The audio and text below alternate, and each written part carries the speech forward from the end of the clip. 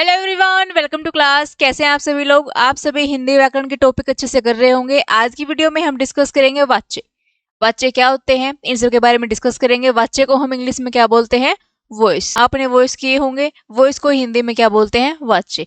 ठीक है, आज हम हिंदी का ये टॉपिक भी कवर कर लेते हैं। वाच्य किसे कहते हैं, चलो देखो। सबसे पहले तो देखते हैं कि वाच्य का अर्थ क्या होता है, वो इसका मीनिंग क्या है। वाक्य में कथन की प्रधानता। क्या मीनिंग है? वाक्य में कथन की प्रधानता।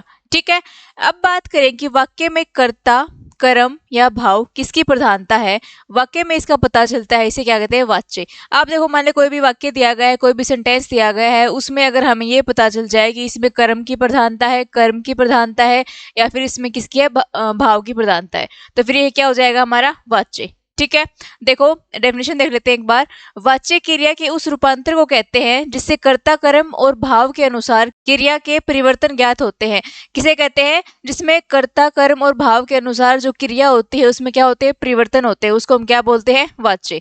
ठीक है, देखो इससे ये स्पष्ट होता है कि वाक्य में प्रयुक्त क्रिया के लिंग, वचन तथा पुरुष कर्ता, कर्म या भाव में किसके अनुसार है। ठीक है, देखो चलो डिस्कस करते हैं। एग्जाम्पल दिए गए हैं। फर्स्ट दिया गया है, रमा पुस्तक पढ़ती है। आप देखो इसमें क्या है, रमा क्या है, यहाँ पर कर्ता है, और पुस्तक क्या दिया गया है? कर्म दिया गया है। पढ़ती है क्या है? यहाँ पर क्रिया है। ठीक है, तो रमा पुस्तक पढ़ती है, इसमें कर्ता कौन है? रमा। तो फिर ये कौन सा वाच्य हो गया? हमारा कर्तृवाच्य। ठीक है, यानी कि जिसमें कर्ता का यूज किया गया हो वो कौन सा वाच्य हो गया? हमारा कर्तृवाच्य। ठीक है, अब देखो पुस्तक पढ़ी जाती है। मान लो कि इस जो वाक्य दिया गया है इसमें कोई भी कर्ता नहीं दिया गया है आपको, इसमें कोई भी कर्ता नजर नहीं आ रहा होगा। इसमें क्या है? पुस्तक क्या है? यहाँ पर कर्म है। पुस्तक क्या है? कर्म। ठीक है, और पढ़ी जाती है क्या है? क्रिया है। तो इसमें कर्म और क्रिया का यूज किया गया है, इसमें कोई भी कर्ता नहीं है, तो फिर ये कौन सा वाच्य हो गया? हमारा कर्मवाच्य। यहाँ पर गलत है, कर्मवाच्य आएगा ये। ठीक है, जिसमें कर्म का यूज किया गया है, कर्म और क्रिया का यूज किया गया है, वो कौन सा होता है? हमारा कर्मवाच्य। ओके, आगे देखो, मोहन से पढ़ा नहीं जाता। अब देखो यहाँ पर मोहन क्या है? करता है। पढ़ा नहीं जाता, क्रिया क्या है? यहाँ पर जाता। ठीक है, लेकिन इसमें भाव क्या है? इसमें कौन सा भाव हुआ है? न पढ़ने का, यानी कि उसे पढ़ा नहीं जाता। इसमें ये कौन सा हो गया? हमारा भाववाच्य।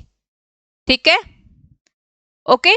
अब देखो देखते हैं, ऊपर के वाक्यों में कर्ता, कर्म और भाव के अनुसार है। पहले वाक्य में रमा क्या है? हमारा कर्ता है, मैंने आपको बताया है। उसके अनुसार क्रिया क्या है? पढ़ती है। ठीक है, ऐसे ही दूसरे वाक्य में क्या था? हमारा पढ़ी जाती क्रिया थी, इसमें कोई भी कर्ता नहीं था। पुस्तक क्या है? वहां पर कर्म है, तो फिर कौन सा हो गया? वहां पे कर्मवाच्य। ठीक है, और लास्ट में क्या है? वहां पर पढ़ा नहीं जाता से किसका वो निकलता है? भाव निकलता है, न पढ़ने का, तो फिर कौन सा हो गया? हमारे भाववाच्य। ठीक है, अब देखते हैं वाच्य के कौन से भेद होते हैं। कृत्रिवाच्य, कर्मवाच्य और भाववाच्य। अब एक एक करके इनके बारे में डिस्कस करते हैं। देखो कृत्रिवाच्य। कृत्रिवाच्य क्या होता है? जिस वाक्य में क्रिया कर्ता के अनुसार हो उसे क्या बोलते हैं? कृत्रिवाच्य। यानी कि कर्ता के अनुसार क्या हो? क्रिया हो, वो क्या होगा? हमारा कृत्रिवाच्य। देखो राम पत्र लिखता है, यहाँ पर लिखता है क्या है? क्रिया है, और राम क्या है? यहाँ पे कर्ता है। तो कर्ता के अकॉर्डिंग क्या यूज हुई है? यहाँ पर क्रिया। ठीक है, ऐसे ही देखो सीता पुस्तक पढ़ती है। पढ़ती है क्या है? क्रिया है, और इसमें एक कर्ता कौन सा है? हमारा सीता। ठीक है, तो सीता के अकॉर्डिंग ही जो क्रिया यूज हुई है, सीता पुस्तक पढ़ती है। ठीक है, और राम पत्र लिखता है, तो फिर कौन सा हो गए? हमारे कृत्रिवाच्य हो गई। ठीक है, ऊपर के इन दोनों वाक्यों की क्रियाएं लिखता और पढ़ती कर्ता राम और सीता के अकॉर्डिंग है। ठीक है, यानी कि राम के अकॉर्डिंग क्या यूज हुई है? लिखता है, और सीता के अकॉर्डिंग पढ़ती है। ठीक है, तो फिर ये क्या हो गया? हमारा कृत्रिवाच्य। ओके, अब देखो क्या होता है, कर्ता को डायरेक्ट पहचानने की, कर्ता दिया गया है ना, उसके बाद या तो क्या होगा? ने होगा, या फिर वहां पर ने नहीं होगा, वहां पर क्या होगा? लोप होगा। ठीक है, तो राम पत्र लिखता है, तो फिर ये सीधा क्या होगा? हमारा कृत्रिवाच्य। ठीक है, अगर मान लो ये हो राम ने पत्र लिखा, ठीक है, तो फिर कौन सा होगा? फिर भी हमारा क्या होगा? कृत्रिवाच्य। ठीक है, आगे देखते हैं कर्मवाच्य। कर्मवाच्य में क्या होता है? वाक्य में कर्म की प्रधानता होती है। इसमें क्या होता है? कर्म होता है।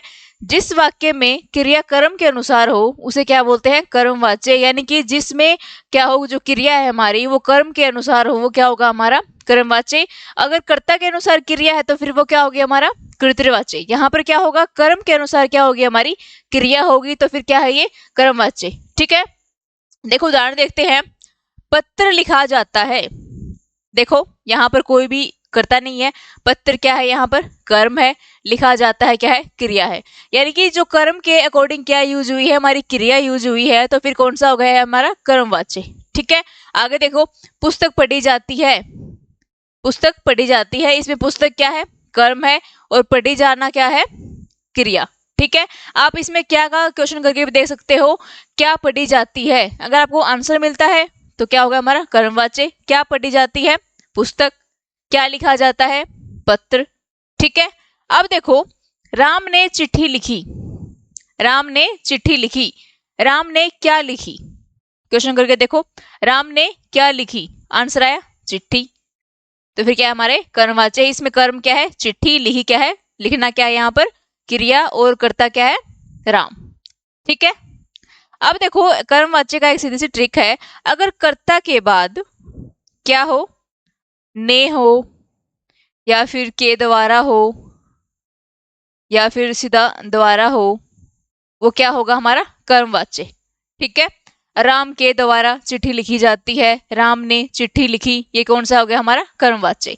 ठीक है, अब देखो ऊपर के दोनों वाक्यों में पत्र और पुस्तक क्या है कर्म है, इनके अनुसार क्रियाएं हैं, लिखा जाता है और पढ़ी जाती है।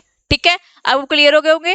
अब देखो ज्यादातर सकर्मक क्रिया के उदाहरण कर्मवाच्य में आते हैं। सकर्मक क्रिया क्या होती है जिसमें कर्म का यूज किया गया हो, कर्म आता हो, उसमें वो क्या होती है हमारी सकर्मक क्रिया होती है।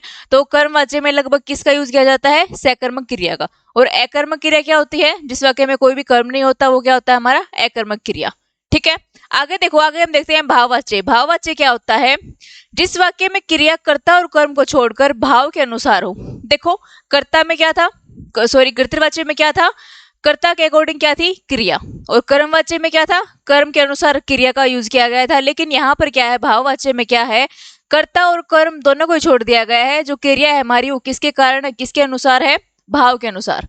ठीक है, उसे हम क्या बोलते हैं भाववाच्य। ठीक है, तीनों में डिफरेंस क्लियर हो गया होगा आपको। आगे देखो उदाहरण दिए गए हैं, उससे बैठा नहीं जाता, इसमें क्या होगा देखो अलग ही भाव होता है, इसमें नहीं का प्रयोग किया गया है। इसमें जैसे कि देखो इसमें क्या होता है से या फिर नहीं का प्रयोग किया जाता है। ठीक है, उससे बैठा नहीं जाता, तो फिर कौन सा हो गया हमारा भाववाच्य हो गया। राम से खाया नहीं जाता, ये भी क्या होगा हमारा भाववाच्य। ठीक है, उससे रोया नहीं जाता, ये भी क्या होता है भाववाच्य। देखो ऊपर के वाक्यों में बैठा नहीं जाता, खाया नहीं जाता या से एक भाव स्पष्ट होता है। ठीक है, इन सब वाक्यों में न कर्ता की प्रधानता है न कर्म की। यहाँ पर क्या है ना ही कोई कर्म है, इस मतलब यहाँ पे ना ही क्या है कर्ता की प्रधानता है और ना ही कर्म की प्रधानता है। यहाँ पर किसकी प्रधानता है भाव की, तो फिर क्या हो गया हमारा भाववाच्य। ठीक है, आगे देखो भाव के अनुसार क्रिया होने से अगर भाव के अकॉर्डिंग कोई भी क्रिया यूज की गई है तो फिर क्या होगा वहां पे हमारा भाववाच्य। ठीक है, उससे क्या नहीं किया जाता बैठा नहीं जाता, तो फिर यहाँ पे बैठा नहीं जाता एक क्रिया यूज की गई है किसके अकॉर्डिंग भाव के अकॉर्डिंग। ठीक है, ओके, तो देखो क्या था हमारा ये वाच्य था। वाच्य में कौन से भेद होते हैं वाच्य के, कर्तृवाच्य, कर्मवाच्य और भाववाच्य। कर्तृवाच्य क्या होता है, इसमें क्रिया किसके अकॉर्डिंग यूज होगी कर्ता के। कर्म में क्या होता है क्रिया किसके अनुसार यूज होती है प्रयोग की जाती है कर्म के अकॉर्डिंग। और भाव में क्या होता है ना क्रिया के अनुसार होती है, सॉरी ना कर्ता के अकॉर्डिंग होती है ना ही कर्म के अकॉर्डिंग, किसके अकॉर्डिंग होती है फिर भाव के अकॉर्डिंग। ठीक है, तो फिर ये क्या थे हमारे वाच्य थे। ठीक है, आप सबको क्लियर हो गए होंगे। आज के लिए बस इतना ही, मिलते हैं नेक्स्ट वीडियो में। नेक्स्ट वीडियो में हम हिंदी व्याकरण का कोई और टॉपिक करेंगे। अगर आपको ये वीडियो अच्छी लगी हो तो इस चैनल को लाइक शेयर सब्सक्राइब करें।